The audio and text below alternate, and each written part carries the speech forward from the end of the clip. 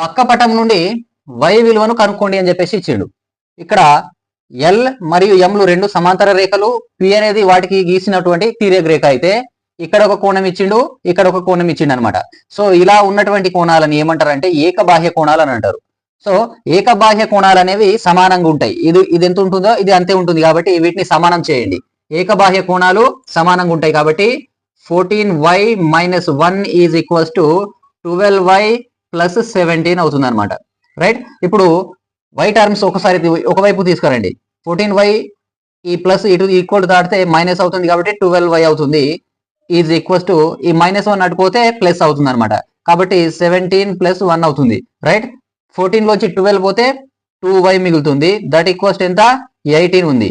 So 2 1 జా 2 9 జా cancel అయితే y ఈక్వల్స్ టు 9 డిగ్రీస్ మిగులుతుంది అనమాట. సో మనకు కావాల్సింది y విలువ కాబట్టి దట్ ఆప్షన్